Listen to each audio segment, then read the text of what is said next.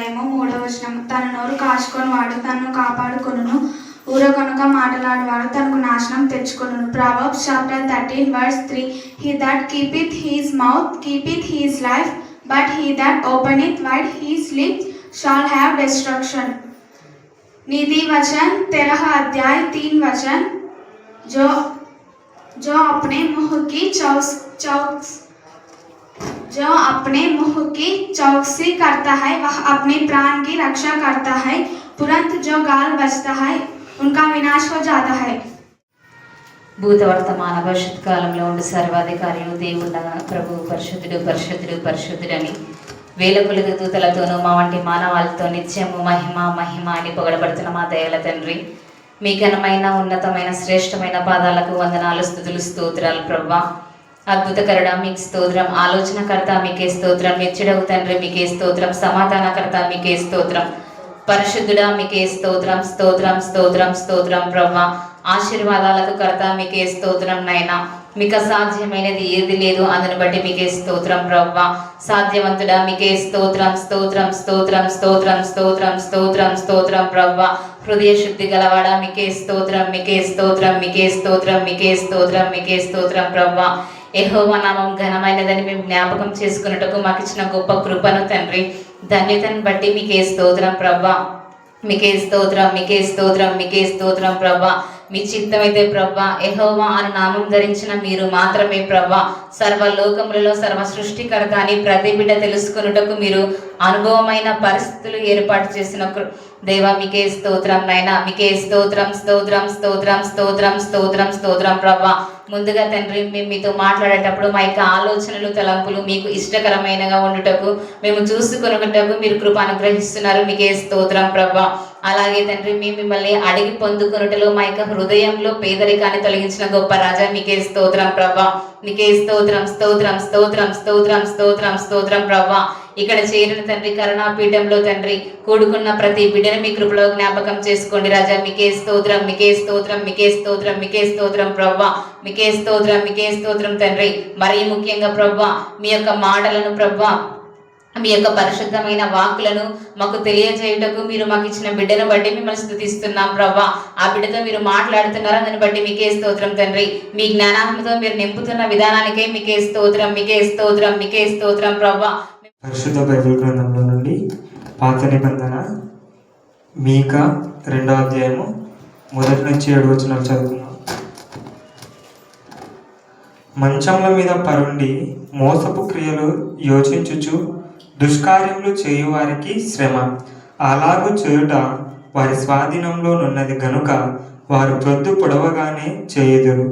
వారు భూములు ఆశించి పట్టుకొందురు, ఇళ్ళు ఆశించి ఆక్రమించుకొందురు. ఒక మనిషిని వాని కుటుంబమును, ఇంటి వానిని వాని స్వాస్థ్యమును అన్యాయంగా ఆక్రమింతురు. కాబట్టి యెహోవా సెలవిచ్చినదేమనగా, గొప్ప అపాయ కాలము వచ్చుచున్నది, దాని క్రింద నుండి తమ మెడలను తప్పించుకొనలేకుండానంతగాను గర్వంగా నడుచులేనంతగాను ఈ వంశమునకు కీడు చేయనుద్దేశించుచున్నాను. ఈ దినమున జనులు మిమ్మును గురించి బహుగా అంగలార్చుచు సామెత నెత్తెదురు. వారు చెప్పు సామెత ఏదనగా, మనం బొత్తిగా చెడిపోయి ఉన్నామనియు ఆయన నా జనుల స్వాస్థ్యంను అన్యులకిచ్చి ఉన్నాడనియు మన యొద్ద నుండకుండా ఆయన దాన్ని తీసివేసననియు మన భూములను తిరుగుబడిన వారికి ఆయన విభజించి ఉన్నాడనియు ఇశ్రాయేలు అనుకొనుచున్నట్లు జనులు చెప్పుకొందురు. చీట్లు వేయగా యెహోవా సమాజంలో మీరు పాలు పొందినట్లు నూలు వేయువాడొకడును ఉండడు. మీరు దీన్ని ప్రవచింపవద్దని వారు ప్రకటన చేయుదురు. ప్రవచించిన ఎడల అవమానం కలుగక మానదు. యాకోబు సంతతి వారని పేరు పెట్టబడిన వారలారా, యెహోవా దీర్ఘశాంతం తగ్గిపోయినా ఈ క్రియలు ఆయన చేత జరిగినా యథార్థంగా ప్రవర్తించువానికి నా మాటలు క్షేమ సాధనములు కావా. దేవుడు పరలోకం తండ్రి, మీ కృపా ప్రేమ మహదేశం బట్టి ప్రశస్తమైన మీ సన్నిధానంలో వధింపబడిన గొర్రెపిల్ల రక్తానికి ఎంత సూచించా కూడా తక్కువే. దేవ పోయిన జూన్ మాసం నుంచి ఈ జూలై మాసం వరకు కూడా మీరు చేసిన మేళ్లకు ఉపకారం బట్టి మేము స్తుతిస్తున్నాం. ప్రత్యేక రీతిలో అక్కకు మీరు ఇచ్చిన ఆరోగ్యాన్ని బట్టి, మరి పవన్ విషయంలో మీరు చేసిన మేళ్ళని బట్టి తండ్రి, జ్యోతి షేమ్ రాజు వాళ్ళ యొక్క అక్కకు నా తండ్రి దేవ నా ప్రభా అద్భుత రీతిగా మీరు వివాహం జరిగించారు. అలాగే నా ప్రభా నా తండ్రి అనేక గర్భాలు మీరు తెచ్చారు. మేము స్తుతిస్తున్నాం దేవ. ఫలించిన గర్భం ఫలించడానికి కృప ఇచ్చిన దేవాన్ని స్తుతిస్తున్నాం. ఎవరి బిడ్డలు తమ ఎవరిని చూడడానికి మీకు సమర్పించడానికి కృప దయచేయండి. చిన్న బిడ్డలు వాక్యంలో ఎదగటానికి మీ కృపను దయచేయమని ప్రార్థిస్తున్నాం దేవ. ఆశగల ప్రాణం మీరు తృప్తిపరిచే దేవుడు అని మేము స్తుతిస్తున్నాం. ప్రభు బలలో పాల్పొందే ప్రతి బిడ్డ నేను ప్రకటించాలని మేము ఆశపడుతున్నాం తండ్రి. అలాగనే ప్రకటించిన వాక్శక్తి మీరు ఇస్తున్నందుకు మేము స్తుతిస్తున్నాం. ఎంతవరకు ప్రకటించిన అనేకులు వాక్యం చెప్పడానికి మీరు వాక్శక్తి ఇచ్చిన విధానం బట్టి మేము స్తుతిస్తున్నాం.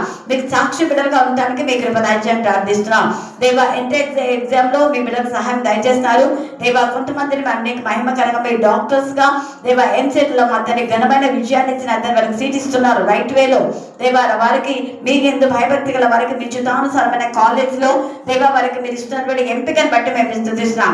కుముదిని నిశ్చితం అయితే నా ప్రభ నా తల్లి సాయిరం కాలేజ్ జాయిన్ కావడానికి మార్గం చావడం చేదుగాక. అలాగే మేఘను బట్టి మేము స్తుతిస్తున్నాం తండ్రి. స్తోత్ర దేవ. స్వాతిని మా ప్రభ సౌమ్య నా తల్లి మీ జ్ఞానాత్మత మరి నింపుదుగాక. మీకే స్తోత్ర నేను మీకే స్తోత్రం మీకే స్తోత్రం మీకే స్తోత్రం. లక్ష్మి ఇచ్చిన ప్రార్థన విన్నపములన్నీ కూడా మీ కరుణాపీఠంలో ఎత్తిపడుతున్నా. నిజంగా జూన్ మాసంలో ఎంతమంది పడిపోయిన వారిని యేసురాజును యోసేపు నా సుమలత బంధాన్ని మరలా కరుణాపీఠంలో మీరు చేసిన మేళను బట్టి ఆమెను స్తుతించడానికి ఆమె పశ్చాత్తాప జీవితం బట్టి మేము స్తుతిస్తున్నాం. పడిపోయిన అనేక ఆత్మల మరలా రివైవల్ మీరు కలుగజేసినందుకు మేము స్తుతిస్తున్నాం. స్తోత్ర దేవ. నా ప్రభ నా తల్లి జూలై 1 నా ప్రభ నీకు మహిమకరంగా ఆశీర్వదకరంగా మర్యాదగా పరిశుద్ధంగా మీరు జరిగించుకున్న విధానం బట్టి మేము స్తుతిస్తున్నాం. అనేకమైన నూతన ఆత్మలు మీరు పంపించారు తండ్రి. స్తోత్ర. కర్నూలు నుంచి, హైదరాబాద్ నుంచి, ఎంబిగనూరు నుంచి నా ప్రభా స్తోత్ర. మీకేమన్నా చెల్లిస్తూ చదవన్న వాక్యం ఆస్వాదించి విరిచి మా అందరి జీవితాల్లో ఫలింపచేయమని మమ్మను మా ఆత్మను మీ చిత్రగా సమర్పిస్తూ ఈరోజు మైకులు రిపేర్ చేయడానికి నా తల్లి అఖిల్కు మీరు ఇచ్చిన దేవ నా ప్రభా జ్ఞానం వివేకం సమయస్ఫూర్తి బట్టి మేము స్తుతిస్తూ కర్ణాపీఠంలో పరిచయం చేసే ప్రతి ఒక్కరిని నిత్యంగా ఆశీర్వదించబడేలా కృప దయచేయమని నా జయిస్తామని ప్రార్థిస్తున్నాం తండ్రి. ఆమేన్ ఆమేన్ ఆమేన్. మన ధ్యానాంశం ఏంటంటే ఒకరి స్వాస్థ్యమును అన్యాయముగా ఆక్రమించుట. చెప్పండి అందరూ ఏంటి? మళ్ళీ చెప్పాలి. ఒకరి స్వాస్థ్యం అది ఏదైనా కూడా దేవుడు వాళ్ళకి ఇచ్చిన స్వాస్థ్యమును వేరే వాళ్ళు తీసుకుంటే దేవుడికి ఎంత కోపం వస్తుంది అంటే అంత కోపం వస్తుంది. ఈ మీకా ప్రవక్త దేవుడు పంపాడు. యోతాము, ఆహాజు, హిజ్కియా అనే యూదా రాజుల దినాల్లో మీకా ప్రవచిస్తూ ఉన్నాడు. మొరాస్తీయుడైన మీకాకు ప్రత్యక్షమైనటువంటి యెహోవా వాక్ అన్నమాట. ఇది దర్శన రీతిగా అంటే దర్శనం అంటే ఎప్పుడు చెప్పండి? దర్శన రీతిగా వెరీ గుడ్. మేల్కొని ఉన్నప్పుడు లేదా ప్రార్థన చేసినప్పుడు, వాక్యం చదువుతున్నప్పుడు, ధ్యానిస్తున్నప్పుడు మన వాళ్ళు కొంతమంది ధ్యానం అంటే అదే ఒక ఏదో 2 నిమిషాలు వాక్యం చదువుకొని ధ్యానం చేయడం కాదు. 24 గంటలు వాక్యం పైన ధ్యానం ఉంటుంది. దేవుడు అంటే భయం భక్తి ఉంటుంది. అలాగా ధ్యానం చేస్తూ ఉంటే ఈ దర్శనం వస్తే అది ఒక రోజు కావచ్చు, ఒకసారి 2 రోజులు దర్శనం అలాగే చూపిస్తాడు దేవుడు, ఒకసారి 1 సెకండ్ కూడా దర్శనాలు చూపిస్తాడు. అది ఆయన ఇష్టం. అలాగా దేవుడు దర్శన రీతిగా మాట్లాడినాడు. తర్వాత మోషేకు దేవుడు ఎలా మాట్లాడినాడు? మీకాకు దర్శనం ముఖ్యంగా ముఖాముఖిగా అగ్నిలో అంటే దేవుడి యొక్క ప్రత్యక్షతనే కదా. ఆయన దహించు అగ్ని కానీ అది మండుచుంది కానిపోలే. వింత చూడడానికి వెళ్ళినప్పుడు దేవుడు పొదలో నుంచి మాట్లాడినాడు.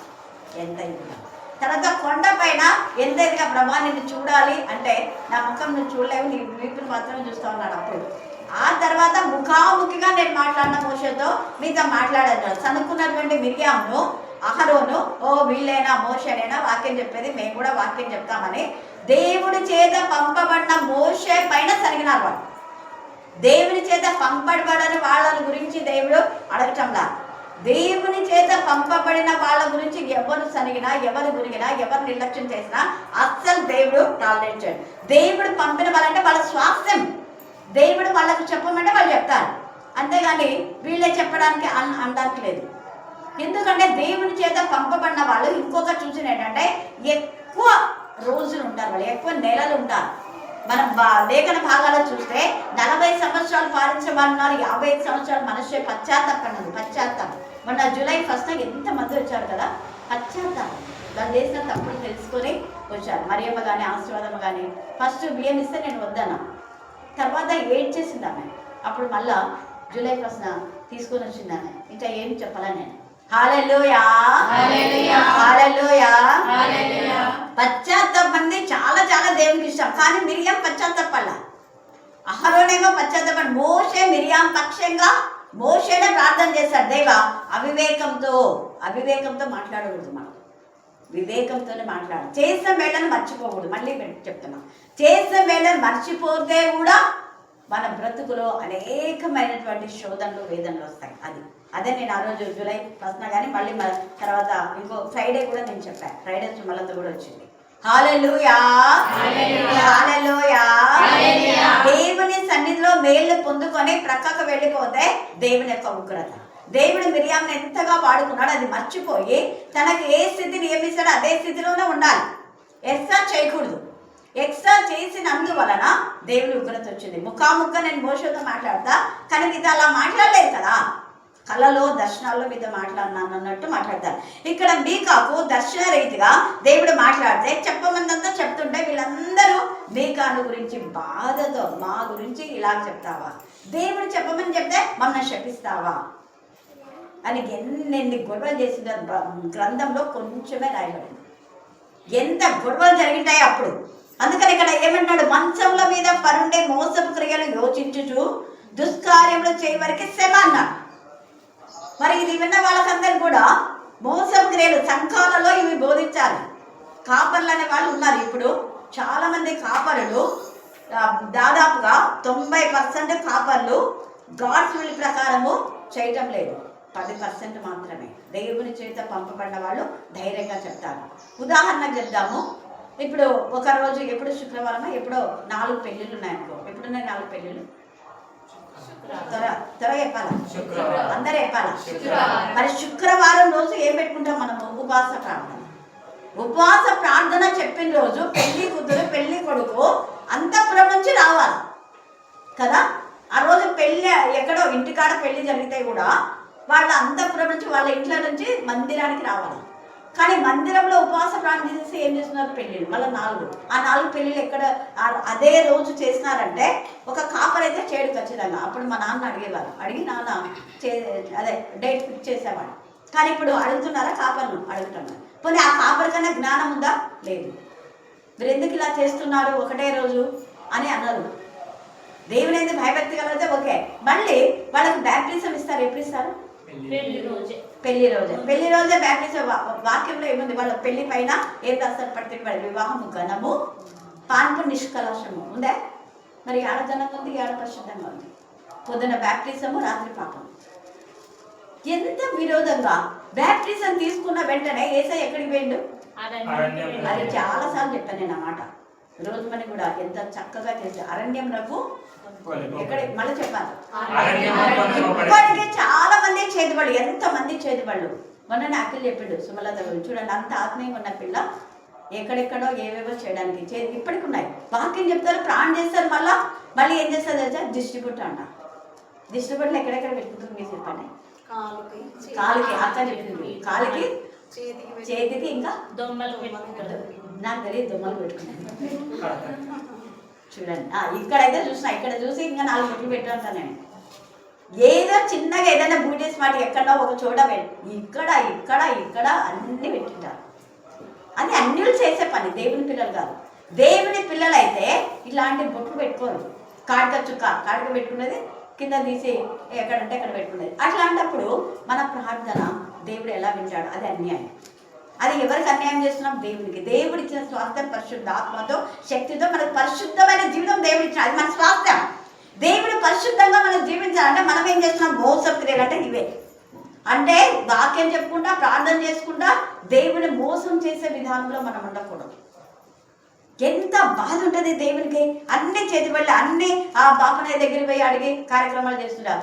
పిల్లలు కావాలంటే దర్గ గారికి పోతుంటారు కదా, పోయి నెమలి పింఛన్తో ఇట్లాంటి పిల్లలు అవుతారు. ఎంత అవివేకులు అంటే అంత అవివేకులు. ఆమె ఎన్నిసార్లు కొట్టించుకొచ్చింది. మరి దయ్యం పోలే దర్గాకు పోయినావు కదా, పైన తెలుసు నాకు.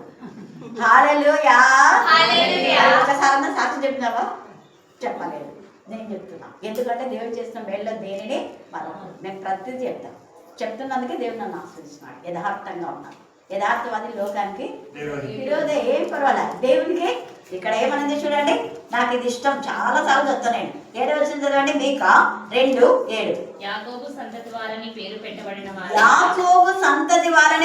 పెట్టబడిన వారలారా, యెహోవా దీర్ఘశాంతము తగ్గిపోయిన ఈ క్రియలు ఆయన చేత జరిగిన యథార్థంగా ప్రవర్తించు వారికి నా మాటలు క్షేమ సాధనములు కావా. క్షేమ సాధనములు ఇక్కడ యుద్ధ సాధనాలు కాదు, ఆత్మ సంబంధమైన ఉపయోగకరణములు మనం ధరించుకున్నాం. ప్రకృతి సంబంధమైనటువంటి యుద్ధోపకరణలు కాదు, మనకు ఆత్మ సంబంధమైన.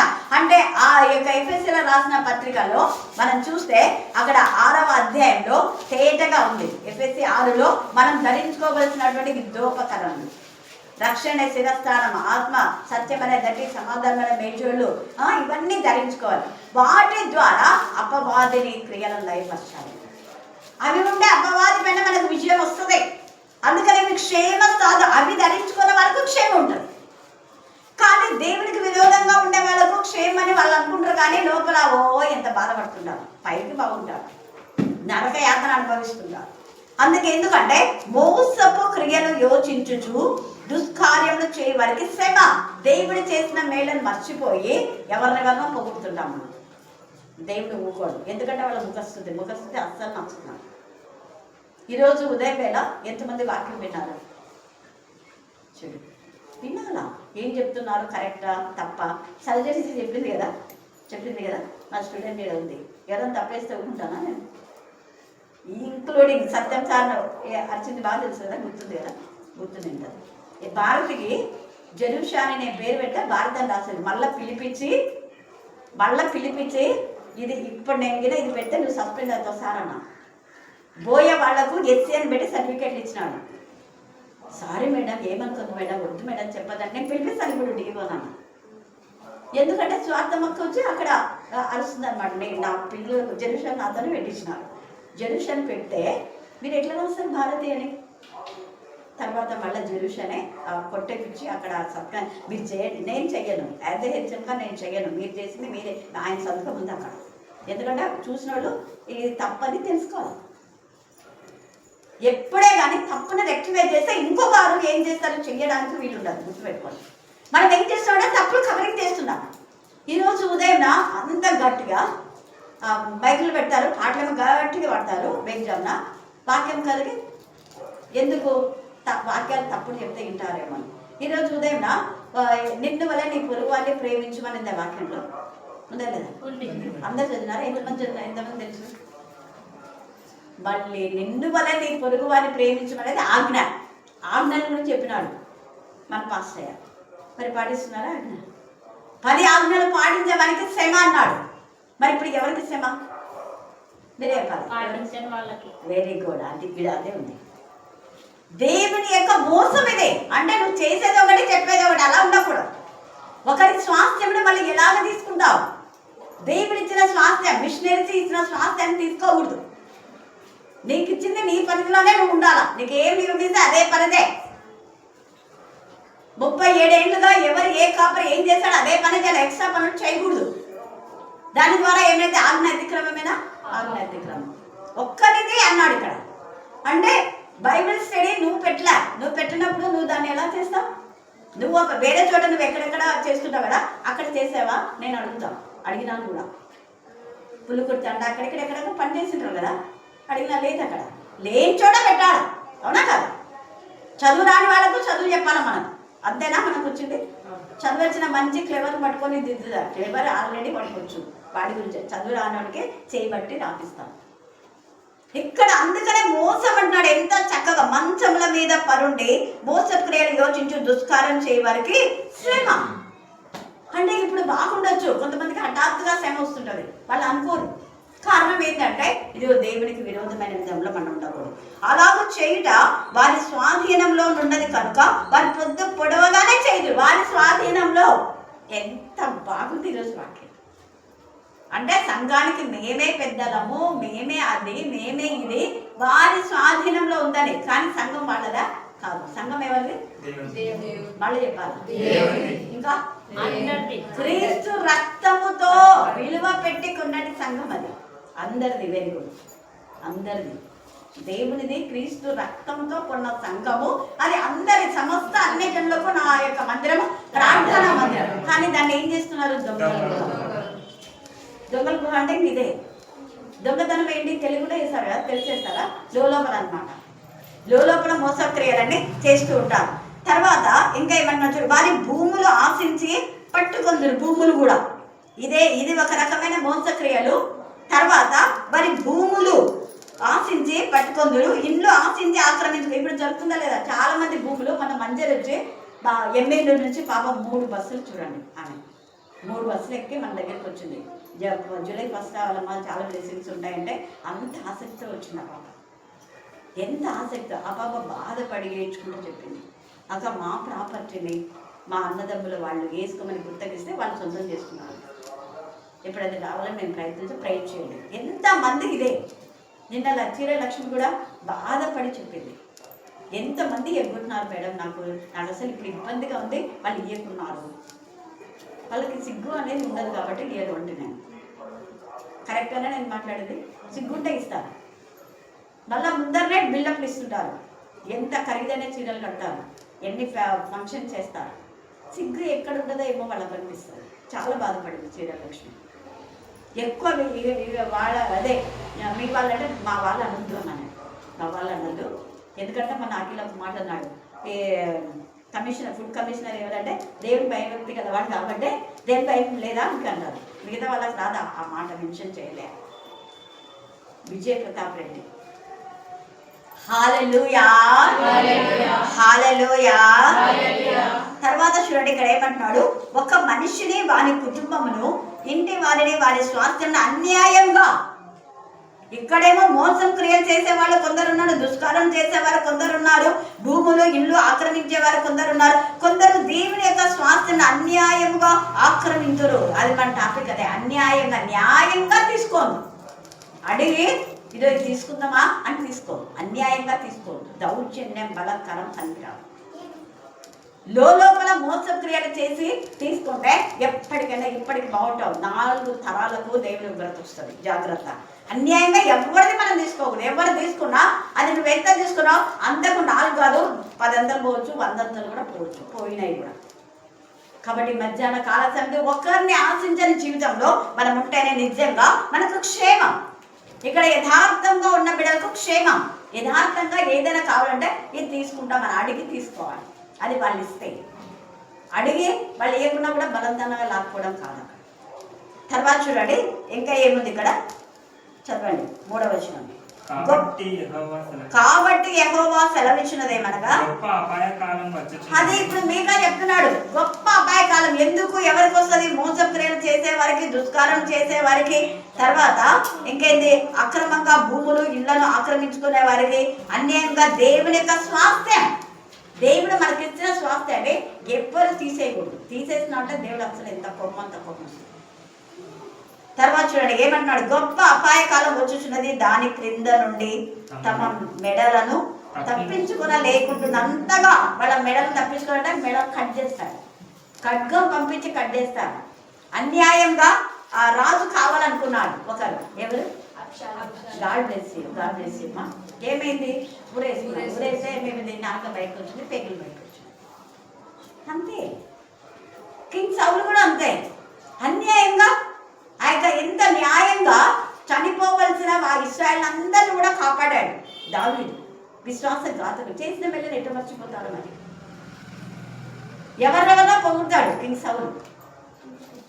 అందుకనే దేవుడు చేసిన మేళ్లను సొంత మేళల్లోనే నువ్వు జ్ఞాపకం చేసుకోకుండా ఎవరెవరినో దగ్గర తీసుకొని వాళ్ళకి అవి వీళ్ళకి ఇవి ఇచ్చుకుంటూ అమాలేకులను పెట్టి అక్రమైన విధంలో సమూయేలు అభిషేకం చేస్తే అభిషేకం చేసిన సమూయేలు పక్క పెట్టేసి తనే దేవునికి ఆ యాగం బలి అర్పిద్దామని అనుకుంటాడు. ఆ బలి పశువులు కూడా శపితమైనవి ఏమి దేవుడు తీసుకోడు. అక్రమంగా వచ్చినటువంటి ఆ యొక్క 30 వెండి నాణ్యములు దేవుని యొక్క సముఖంలోకి వచ్చినాయా? ఇది అక్రమం. తీసుకున్నా, ఒక నిర్దోషిని చంపడానికి నువ్వు అక్రమంగా ఈ 30 వెండి తీసుకున్నావు కదా. మేము తీసుకున్నావు, దేవుని సన్నిధిలో వేయబడేవారు, దేవుని ఖజానాకు రావవే. ఆడ పడేసి వెళ్ళిపోతాడు. పడేసినవి ఎవరైనా తీసుకుంటాను, ఎవరైనా తీసుకుపోయి కుమ్మరి వాళ్ళ పొలానికి ఉంటారు. అక్కెళ్దామా రక్త క్రయగా అక్రమంగా సంపాదించిన దాంతో ఆ పొలాన్ని కొంటారు. ఈ మధ్యాహ్న కాలచందు దేవునికి మనం మన యొక్క హృదయాన్ని సమర్పించాలి. యథార్థమైన జీవితం. మన ఆలోచన మోసపు ఆలోచనలు ఉన్నాయా? మోసంతో మనం దేవుని సన్నిధికి వస్తున్నామా? మోసంతో మనం ప్రార్థన చేస్తున్నామా? మోసంతో మన వాక్యం చెప్తున్నామా? మోసంతో ఇంకా ఏదైనా చేస్తే దేవుని ఉగ్రత ఖచ్చితంగా ఉంటుంది. అంటే మన వే ఆఫ్ థింకింగ్ దేవునికి బాగా తెలుసు. మన ఆలోచనలు ఏంటి? యథార్థంగా ఉండాలి, యథార్థంగానే గద్దించాలి, యథార్థంగానే మాట్లాడాలి, యథార్థంగానే దేవునికి మహిమకరంగా. అందుకని ఇక్కడ చూడండి, గొప్ప అపాయకాలం వచ్చి చూడండి, దాని క్రింద నుండి మెడలను తప్పించుకోలేకుండానంతగా, గర్వముగా నడవలేకుండానంతగా. ఒకప్పుడు గర్వంగా నడిచినారు. అందుకే మోయాబు స్త్రీలు ఓర చూచు గర్వంగా నడుచు, కులుపుతో నడుచుతూ అనేది వాక్యం ఉంది కదా. కానీ వాళ్ళ గర్వాన్ని దేవుడు తీసేశాడు. అందుకని మోయాబుకు శపితమైంది. రూతు ద్వారా ఆశీర్వదించబడింది మోయాబు. మరలా దేవునికి విరోధమైన పాపం చేశాడు. యెషయా ప్రవచిస్తాడు. యెషయా ప్రవక్త ప్రతి దేశాన్ని గురించి ప్రవచిస్తాడు. మరి గూడూరు అంటే ఇతరులకు మంచి ఇంప్రెషన్ ఉందా? ఏమి ఇంప్రెషన్ ఉంది? ఒక్కసారి ఆలోచిద్దాం. తర్వాత చూడండి, ఇక్కడ ఇంకా ఏమంటున్నాడు? ఒక వంశం అంట. ఎందుకంటే ఒకవేళ గూడులో పలానా వంశం నుంచి చెడ్డ పేరు వచ్చిందేమో, వస్తే దేవుడు ఊరుకోడు. ఇక్కడ చూడ ఎంత చక్కగా చెప్పిన వంశమే. ఇక్కడ ఈ వంశమునకు కీడు చేయని ఉద్దేశించుచున్నాను. ఏ వంశమునకు? ఇప్పుడు చెప్పాలి. ఇంకా ఇంకా ఎవరు గర్వంగా ఉంటే వాళ్ళు. ఇక్కడ యూదాలు లేదు, ఇశ్రాయేల్ 12 గోత్రాలు ఏం లేవు ఇక్కడ.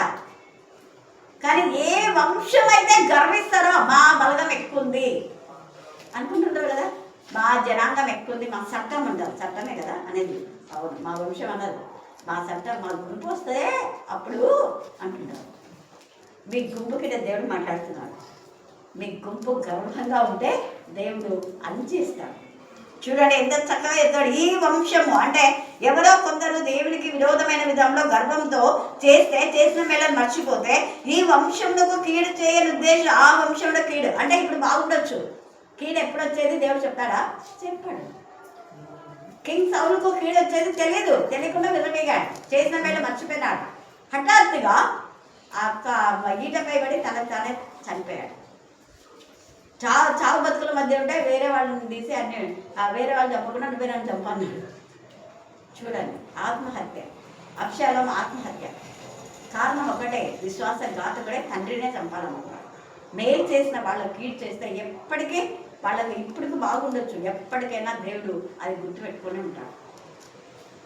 తర్వాత చూడండి, ఇక్కడ ఏమన్నా వారు చెప్పు సామెత ఏదనగా, మనము బొత్తిగా చెడి ఉన్నామనియు ఆయన నా జనుల స్వాస్థ్యంలో అన్నిలకు ఇచ్చి ఉన్నాడనియు, మన యుద్ధం ఉండకుండా ఆయన దాన్ని తీసివేసననియు, మన భూములను తిరగబడిన వారికి ఆయన విభజించి ఉన్నాడనియు ఇశ్రాయేలు అనుకొనుచున్నట్లు జనులు చెప్పుకొందరు. ఎందుకంత వాళ్ళకి ఇచ్చినాడు దేవుడు అని దేవుని మీదనే మళ్ళీ నేరాడతాం. దేవుడు న్యాయస్తులే. అప్పుడు దేవుడు అంటాడు, మీరే అన్యాయస్తులు, మీరు అన్యాయస్తులై దేవునికి ఇది న్యాయమా అంటారా? మాకు తీసి వాళ్ళకి ఇస్తారు వీళ్ళకి ఇస్తారు అంటారా? మీరు అన్యాయం. మీరు చేసింది ఏంటి? ఇక్కడ తిరుగుబాటు క్రియ. దేవునికి విరోధంగా ఉన్నారు. అందుకనే గర్వంగా వేరే అక్రమంగా సంపాదించుకున్నారు కదా. అక్రమంగా సంపాదించుకున్న భూములను దేవుడు మళ్ళీ తిరిగి వాళ్ళకి ఇస్తాడు. ఎందుకు అంటే షునేమీరాల్ని తీసుకున్నటువంటి ప్రాపర్టీ మళ్ళీ దేవుడు ఆమెకి ఇచ్చినాడా? ఇచ్చినాడు. ఫస్ట్ పోయి అడిగితే అక్రమంగా దౌర్జన్యం ఆమెకి ఎవరు లేరులే. అప్పటికి ఆమె భర్త చనిపోయింటాడా ఏమో తెలియదు. తల్లి కొడుకు మాత్రమే ఉన్నారు అక్కడ, ఎందుకంటే భర్త రాలేదు కాబట్టి. అప్పుడు వెంటనే రాజు దగ్గర నేను ఫిర్యాదు చేద్దామని ఆమె వస్తూ ఉంటే గెహాజ్ ఎక్కడ ఉంటాడు? గెహాజ్ వెంటనే నేను ఒక ఆమె గురించి చెప్పాను కదా మీకు, ప్రవర్తన ఎంత ఇదిగా ఆమె ఆ ఇంటిపై తన ఇంటిపైన పెద్ద ఇల్లు, ఒక ఇల్లు కట్టించి రూమ్ కట్టించి బల్ల పీట అన్నీ ఏర్పాటు చేసింది. అప్పుడు ఆమె కొడుకు ఉన్నాడు, ఆ కొడుకు బలకించినప్పుడు దేవుడు కాపాడినాడు అని అన్నీ చెప్పి అదిగో వస్తుంది, కరువు వచ్చి ఆమె వేరే చోటుకు వెళ్ళింది, ఆమెనే చూడు ఆ స్త్రీని. అప్పుడు వెంటనే ఎవడైతే తీసుకున్నాడో మనం పిలిపించి, అది కాకుండా నువ్వు ఇంతవరకు ఆమె ప్రాపర్టీ ఏమేమి తీసుకున్నా అంతా ఆమెకి ఇచ్చేసాయి. హల్లెలూయా, హల్లెలూయా, హల్లెలూయా. సీబా అనేవాడు కూడా మెఫీబోషెత్ దగ్గర ఆ ప్రాపర్టీ అంతా వాడు అనుభవించి అన్యాయంగా మళ్ళీ మెఫీబోషెత్ అంతా చెప్తాడేమోని, నేను అక్కడికి పోయేస్తా, పొలానికి పోయేస్తా అని చెప్పి దావీదు దగ్గరికి వస్తాడు. షిబా ఏంటి నీ ఇంట్లోనే మెఫీబోషెత్ ఉన్నా అంట, మెఫీబోషెత్ ఏం తీసుకురంటే అతను రోగంతో ఉన్నాడు రాజుగారు, ఉన్నా కూడా పర్వాలేదని తీసుకొచ్చినాడు. ఏంటి నేను ఘనమైన విజయాన్ని పొందుకుంటే మెఫీబోషెత్ నువ్వు ఎందుకు నాయనా ఇంట్లో ఉన్నా అంటే, నేను నా యొక్క పనివాడు నన్ను మోసం చేశాను వాడిని ఎదుటినే వెళ్ళినాడు. సీబాను తగిన శిక్ష ఇచ్చి వాడి ప్రాపర్టీ మెఫీబోషెత్ అంతా మళ్ళీ మెఫీబోషెత్కి రాజులైనటువంటి తన బల్ల యొక్క రోజు భోజనం చేసే కృపనిచ్చినాడు. హల్లెలూయా, హల్లెలూయా. మోసం చేసే వాళ్ళు ఉంటారు, మోసం చేసే వాళ్లకు వాళ్ళ మోసంలో వాళ్ళనే దేవుడు ఉంచేస్తాడు. కవరింగ్ వద్దు మనకు. ఇక్కడ ఎంత బాగా చెప్తున్నాడు. అందుకనే అన్యులకు ఇచ్చి ఉన్నాడని వాళ్ళు అనుకుంటున్నారు, కానీ అన్యులు దేవుని మహిమపరుస్తున్నారు. ఎంతమంది రూతు అన్యురాలే కదా, రాహబు అన్యురాలే కదా, ఎంతగా దేవుని స్తుతించింది. దేవుని ఎందుకు మహిమ కలిగి దేవుని మహిమపరిచినట్టు అన్యులు చాలా మంది గ్రీసు దేశంలో వీళ్ళందరూ కూడా కానీ నిజంగా యూదులు కాదు, కానీ ఘనత గల అపొస్తలుల కార్యంలో ఘనత వహించిన స్త్రీలు పౌలుకు ఎంత పరిచయం చేశారు. 8వ అధ్యాయం మనం చూస్తే అక్కడ కూడా చాలా మంది యోహన్న కూష భార్య వీళ్ళందరూ కూడా చూడండి, ధనాగార కోశాధికారి భార్య 8వ అధ్యాయం 1-3 వచనాలు చదవండి. యేసయ్యకు వాళ్ళు ఎలా పరిచయం చేశారో అక్కడ మనం చూస్తాం. లూకా 8:1-3 త్వరగా చదవండి, బయట తీసుకుంటాం. లూకా 8వ అధ్యాయం అమ్మా. లూకా 8 అంటే లేదంటే ఎవరు? వెంటనే ఆయన దేవుని రాజ్య సువార్తను తెలుపుచు, చెప్పింది లూకా. వెరీ గుడ్, చదువు. వెంటనే ఆయన దేవుని రాజ్య సువార్తను తెలుపుచు, వెంటనే అంటే పరిశుద్ధాత్మతో శక్తిని ఇప్పుడు అనేక ప్రాంతం పరిశుద్ధ దేవుని సువార్త తెలుపుతూ ప్రకటించుచు ప్రతి పట్టణమా ఒక్కటే చోట. చాలా మంది అంటుంటారు ఇక్కడ ఒక్కటే కాదు సలవకుండా వస్తుంది, పోవాల్సిందే. కాకపోతే ఇక్కడ ఇవ్వాల్సింది ఇక్కడికి ఇవ్వాల్సింది, వేరే వాళ్ళకి ఇవ్వాల్సింది వేరే వాళ్ళకి. ప్రతి పట్టణంలోను ప్రతి గ్రామంలో సంచారం చేయుచుండగా 12 మంది శిష్యులను అపవిత్రాత్మలను వ్యాధులను పోగొట్టబడిన కొందరు స్త్రీలను ఇక్కడ అండర్లైన్ చేసుకుని ఇది కండక్ట్ చేయండి. మీకు బుద్ధి జ్ఞానం ఉంటే దేవుడు మాట్లాడుతున్నారు. అపవిత్రాత్మలు రోగంలో పోయినటువంటి కొందరు స్త్రీలు, అనగా 7 దయ్యములు వదిలిపోయిన మగ్దలేనే మరియా, హేరోదు యొక్క గృహ నిర్వాహకుడగు, హేరోదు దగ్గర గృహ నిర్వాహకుడు అంటే ఎంత రిచ్, ఎంత అసలు అతనికి అంత ఎంత ప్రాపర్టీ ఉంటుంది. తర్వాత అతనంటే ఎంత ఏదైనా ఎవరైనా హేరోదు దగ్గరికి పోవాలంటే ఇతన్నే పర్మిషన్ అడగాలి. గృహ నిర్వాహకుడు అంటే ఎంత రిచ్. అట్లాంటి ఆయన భార్య కూజా భార్య అయినటువంటి యోహన్నయు సూజన్నయు ఆయనతో కూడా ఉండేది. వీరులు ఇంకా చాలా మంది ఎవరైతే స్వస్థత పొందారో వాళ్ళందరూ ఎవరితో ఉన్నారు? యేసయ్యతో ఉన్నారా? వేరే వేరే కాపర్ల దగ్గర పోయినారు? మళ్ళీ చెప్పాలా? యేసయ్యతో ఊరికే ఉన్నాడు కదా, తమ ఆస్తితో ఆయనకు ఉపచారం. నేనేమంటా, మీ ఆస్తి మీ కానుకలు ఏమొద్దు, నాకు సమయం ఇవ్వండి. దేవుని వాక్యం వినండి, మీ బతుకులు బాగైతాయి. మీ బతుకులు బాగా కావాలంటే రైట్ వేలో వాక్యం వినాలి, రాంగ్ వేలో కాదు. ఎక్కడ మేలు పొందావో అక్కడికి రావాలి నువ్వు, ఎక్కడికంటే ఎక్కడికి కాదు. మన పొలంలో మనం విత్తుకోవాలి, అవునా కదా? వేరే పొలంలో విత్తనాలు ఎత్తుకొని నేను తీసుకుంటా అనుకుంటురా. అది నిజంగా దేవుడు గూడు నాకు ఇచ్చిన స్వాస్థ్యం. నా స్వాస్థ్యాన్ని ఎవరైనా తీసుకున్నారనుకో అస్సలు ఊరుకోడు దేవుడు. ఇంకా మీకు ఓపెన్గా మాట్లాడాలంటే, నేను 35 సంవత్సరాలుగా సంఘంలో పరిచయం చేశాను కదా. ఇక్కడికి 37 అంటే ఇంకా 3 సంవత్సరాల నుంచి అంటే ఇక్కడ చేస్తూ కొన్ని రోజులు కూడా అక్కడ ఉన్నాము. తర్వాత ఈ 2 ఇయర్స్ నుంచి లేను కదా, 37 ఇది. 37 సంవత్సరాల్లో ఎవరి దగ్గర నుంచి ఏమి నేను ఆశించలేదు. ఊరికనే నేను చేసినానని మీకు అంతా తెలుసు. కానీ దేవుడు రోషం గల దేవుడు. ఈ 2 సంవత్సరాల్లో 37 సంవత్సరాలకు ఎవరు ఎంత ఇస్తారో అంత ఇచ్చినాడు దేవుడు సమృద్ధిని. హల్లెలూయా హల్లెలూయా హల్లెలూయా. ఏది వేస్ట్ కాకుండా ఆయన గొప్ప దేవుడు. ఆయన ఎవరి కష్టార్జితంలో ఉచితంగా చేయడు. అప్పుడు కూడా సంఘంలో నుంచి కాదు కానీ బయట నుంచి అన్నిటికి ఎంతమంది నాకు ఎన్ని విధాలుగా ఎక్కడికి నేను పరిచయకు పోయినా కూడా కానుకలు ఖచ్చితంగా వాళ్ళు ఇస్తారు. అంటే అదే ఇక్కడ నుంచి కొంతమంది పరిచయకు పోతున్నామంటే ఆటోకు పెట్టండి, దానికి పెట్టండి, దీన్ని పెట్టండి అంటున్నారు లేదా? ఖచ్చితంగా వాళ్ళు పెట్టరు. అసలు ఆటో మాట్లాడితే పరిచయకు పోతా. ఆటో మాట్లాడితే నేను ఎక్కడికి పరిచయం పోలేదు. దేవుడు నాకు ఇచ్చాడు. వాళ్ళకు ప్రేరేపణ ఇచ్చాడు. అదే అన్యులు ఎక్కువగా ప్రేమించాలి. ముఖ్యంగా చెప్పాలంటే నిజంగా లక్ష్మి అయితే చీరల లక్ష్మి ప్రతి సంవత్సరం 2-3 అయినా ఇస్తుంది. నాకు కానుక ఇస్తుంది, శారీస్ ఇస్తుంది. వద్దమ్మా అంటే కూడా వినదు. మాకేం దేవుడు తక్కువ చేయలేడు ఇచ్చారు అంటారు. అట్లనే ఒక ఆమె విని పాస్తం అడిగింది. ఒక పాస్తం పేరు చెప్పడం ఎందుకులే, చల్లమక్క ఇస్తుంటామంట కదా, మేము కూడా పాస్తం అనే కదా, నేను కూడా చేయగలాలి అంటే మీకు ఇవ్వమనిందంట.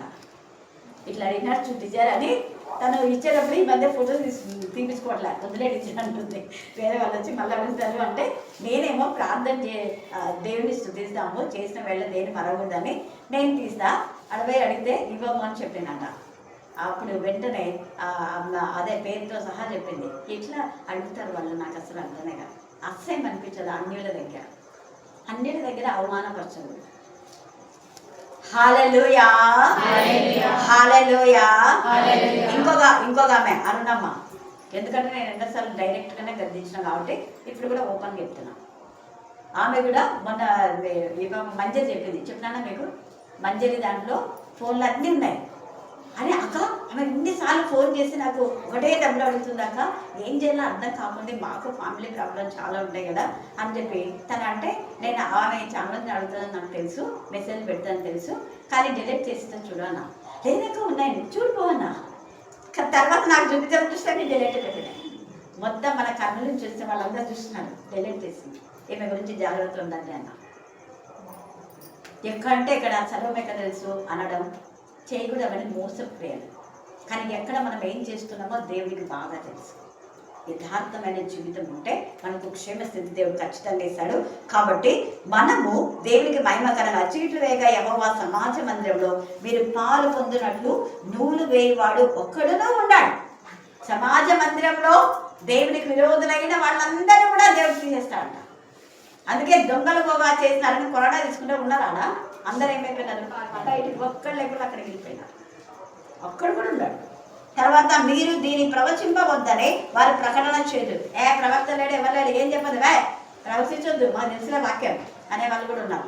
కానీ ఇక్కడ ప్రవచింపవద్దని చెప్తే వాళ్ళు ప్రవచింపకపోతే ఏమంటున్నాడు చూడండి, ప్రవచింపని ఎడల అవమానం కలుగక మానదు. యోనాకు అవమానం కలిగిందే? దేవుడు ప్రవచించమంటే ఏం చేసినాడు? ప్రవచించడా? అది మనకు అవమానమైనా మన ఇద్దరు ఏమనుకున్నా ఏం పర్వాలేదు. సరిజరుగుండు చెప్పింది కదా, ఇతరులు ఏమనుకుంటున్నారని నేను అస్సలు అనుకోను. తప్పుంటే తప్ప అంతే, ఖండిస్తా అందరూ ఎదుట. ఎందుకంటే మాకు విమర్శా పత్రం ఇస్తారు, అనకథ వేసి విమర్శా పత్రం ఇచ్చి రాయమంటారు అనమాట. ఆ విమర్శా పత్రం నేనంట, మరి మేము విమర్శా పత్రం ఎందుకు ఇచ్చినారు? ఇవ్వద్దండి అంట. నేను ఆడ అందరు విమర్శ లేకుండా అందరు మంచి మంచి మంచి అని రాస్తారు. ఏమని చెప్పినాడు? అక్కడ 2 నెలలు 4 అంటే 2 నెలలు 3 అని చెప్తే ఎట్లా ఒప్పుకున్నారు మీరంట? అక్కడ ఇంగ్లీష్ వర్డ్స్ కూడా ఇంగ్లీష్ టీచర్ చెప్పేటప్పుడు కొన్ని అదే ఫ్లూయెన్స్ లాంగ్వేజ్లో చెప్పారనమాట. అలా చెప్పేటప్పుడు ఇది ఇలా కాదు అంటే అయిపోయింది. వాళ్ళు బాధ కాదు, మీరు సరి చేసుకొని పిల్లలకు చెప్పండి. ఇప్పుడు పిల్లలు అదే వర్డే యూజ్ చేస్తారు కదా, వాళ్ళు మనం ఏం చేస్తే వాళ్ళు అదే యూజ్ చేస్తారు. అందుకే మనకు తెలిసి, నేను అదే అంట, నాకు అంతా తెలుసని నేను అనను. నాకు తెలిసింది, నాకు 2 ఎక్కువ వచ్చింది, 2 2 4 నాకు తెలుసు బాగా. నువ్వు 2 2 3 అంటే నేను అస్సలు ఒప్పుకో. కుందేలకు 4 కాళ్ళు ఉన్నాయి, నేను నేర్చుకున్నాను. లేదు 3 అంటే నేను ఒప్పుకో. నేను చూసింది 4 కాళ్ళు, నువ్వు 3 కాళ్ళ కుందేలు చూసింటే డజన్ మ్యాటర్. అది నాకు తెలియదు, దానికి కాలు పోయిందో ఏమో, కొన్ని కాళ్ళు చూసింటావు నువ్వు అంటావు. లేదు మేడం ఇది ఇదే అంటాను, అక్కడ కూడా తెలుసు, అస్సలు ఒప్పుకోదు. మళ్ళీ నేను ప్రూఫ్ చేపిస్తా. ఏది గైడ్ అది ఏదైనా ఉంటుంది కదా, ఇక్కడ చూడండి, ఇప్పుడు చూడండి, అప్పుడు అయిపోయా, అప్పుడు అయిపోయా. షేట్ ఇవర్ మౌత్ అన్నట్టు ఉంటుంది. కాబట్టి మనము తప్పు చేసేవాడిని ఎప్పుడు కూడా సమర్థించు. మళ్ళీ చెప్తున్నా, సమర్థించినావు అంటే నువ్వు ఆ తప్పులో ఉన్నావని అర్థం. అన్యాయము ఒకరికి జరుగుతుంటే నువ్వు ఇది అన్యాయం అని ఖచ్చితంగా చెప్పాలని నీతో మాట్లాడే వాళ్ళు ఎవరైనా ఉండాలి. మీరు చేసింది అన్యాయం అనాలి గట్టిగా. అన్యాయం చేసే వాళ్ళు ఎప్పుడు సపోర్ట్ చేయొద్దు. చేసినామంటే ఇదిగో ఇదవుతుంది మోసపు క్రియలు. అంటే ఇక్కడ ప్రైజ్ రావడం చెప్పి మనం వేరే వాళ్ళతో అన్యాయంగా మాట్లాడకూడదు. అందుకే ఇక్కడ మోసపు క్రియలు యోచించుడు దుష్కార్యం చేయ వారికి శ్రమ. ఆ శ్రమ రాకుండా ఉండాలంటే యథార్థం కూడా దేవుడికి మహిమకరంగా జీవించాలి. దేవుడు ఈ లేఖన భాగం దీవించి ఆశీర్వదించును గాక. ఆమేన్, ఆమేన్, ఆమేన్. యథార్థంగా ఉన్నటువంటి యోగుకు ప్రేమించిన ప్రియ పరలోక తండ్రి, మీకే వందనములు, స్తుతులు, స్తోత్రములు చెల్లిస్తున్నామయ్యా. నా ప్రభు, జూన్ మాసమంతానైనా కాంచి కాపన్న అడుగు పెట్టినగా నా ప్రభు, మీ కృపను చూపుతున్న తండ్రి, మీకే ఈ మొదటి ఆదివారం దినానైనా మేము ఆరాధిస్తుండగానైనా నీ కృపతో నింపండి, సహాయం చేయండి అయ్యా. నీ పాదములకు వందనాలు, స్తుతులు, స్తోత్రములు చెల్లించుకుంటున్నాం.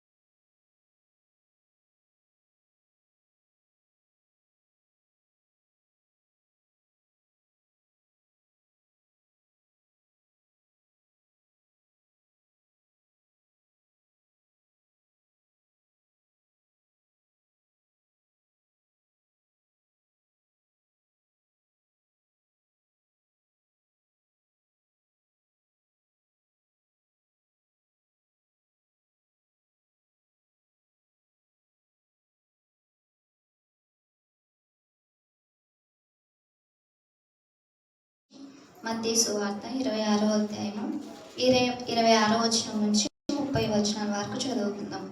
వారు భోజనము చేయుచుండగా యేసు ఒక రొట్టెను పట్టుకొని దానిని ఆశీర్వదించి విరిచి